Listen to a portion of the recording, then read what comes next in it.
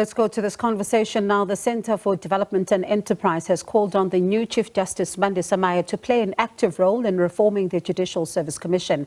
The organisation says this will allow the best legal minds to be selected as judges. Now, the CDE has released a series of what it calls the Agenda 2024 series, and this is Action 4. Let's speak now to Bernstein from the Centre for Development and Enterprise of South Africa, who's joining us live now. And thank you so much for your time this evening. You say that while the judiciary has been largely independent, there are warning signs of trouble should the issue of the quality of judicial appointments not be addressed. Absolutely. I think the JSC is a very important body in South Africa, and we tend to underplay how important it is. They have to interview and make recommendations to the president for judges, the essential third branch of government. And what's happened over the last decade and more is that interviews of leading scholars, leading legal practitioners have often been humiliating and totally inappropriate. And questions have been asked that are political rather than about an individual's legal judgment. So we're very concerned that increasingly we are not getting the best of our legal practitioners available for the judiciary. And we are seeing this in the number of vacancies. The Constitutional Court, for example, has a vacancy.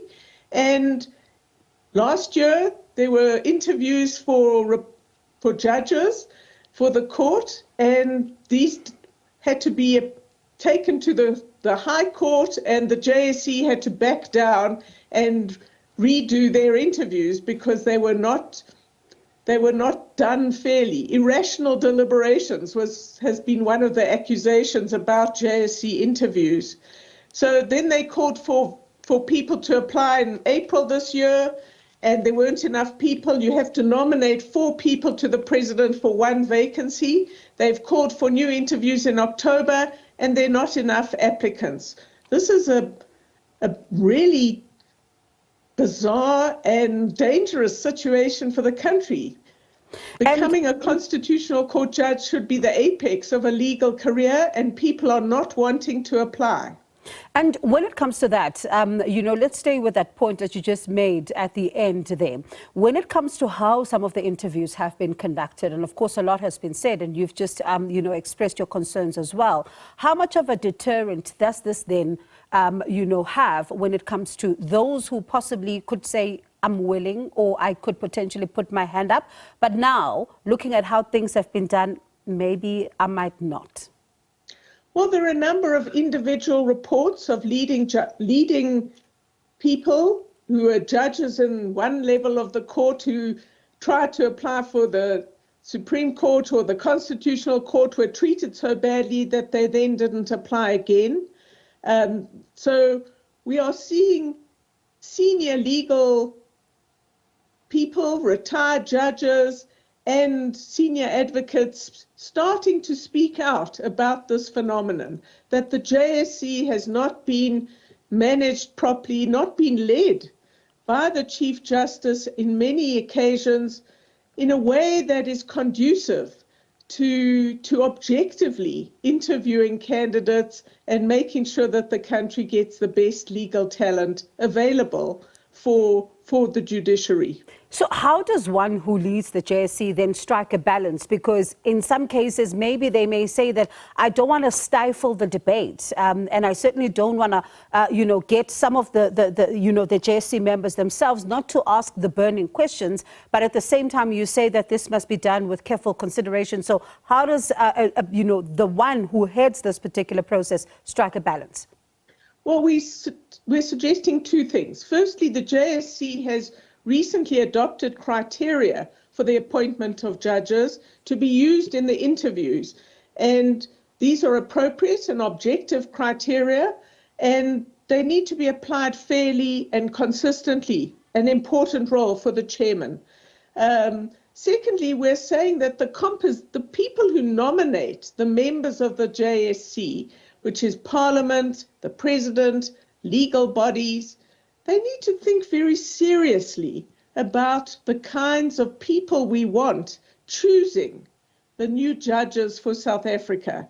So we're saying that Parliament as a whole has a responsibility, as do other nominating bodies. We're also calling for something that we did have in the interim constitution in the early years of democracy, which we think would be better suited to where South Africa is at now, which is a constitutional amendment that gives judges themselves a greater role in the JSC. At the moment, they're heavily outnumbered by political players on the JSC. We need some politicians, but we're saying it would be better to have more judges there who, after all, are watching lawyers every day in their courts and have a good sense of what it means to be a good judge and the kind of work ethic involved, the sort of legal excellence that's involved.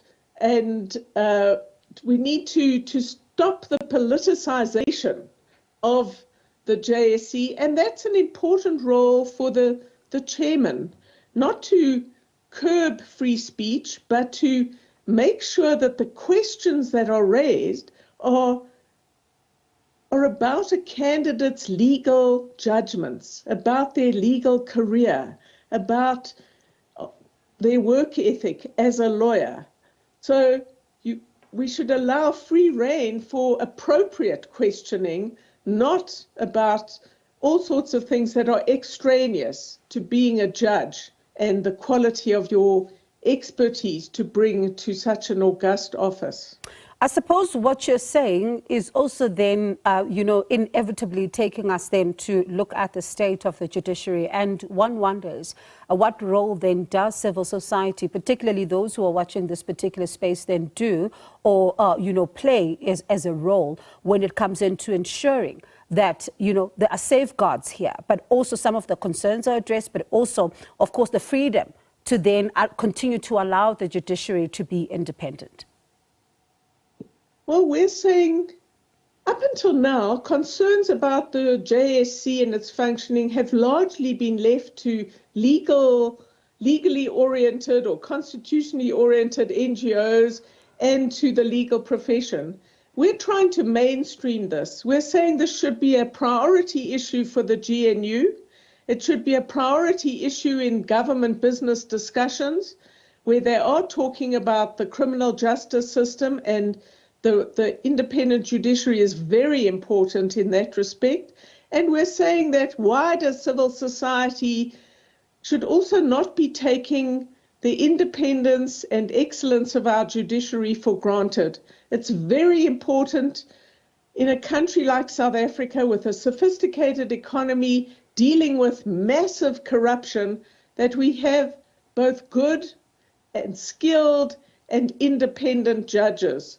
And the process of interviewing and the fact that the JSC has been taken to the High Court a number of times and had to back down or settle or obey the court's instructions in terms of its procedures and fairness is remarkable for this kind of body. So we have to call, and that's why we're calling on the new Chief Justice, who starts this week, to take a more active role in chairing the JSC, and we've made a number of other practical recommendations to help JSC commissioners get more support to really dig into an individual's legal career, the judgments they've made, or the cases that they have won or lost, and their written kind of contribution to the law.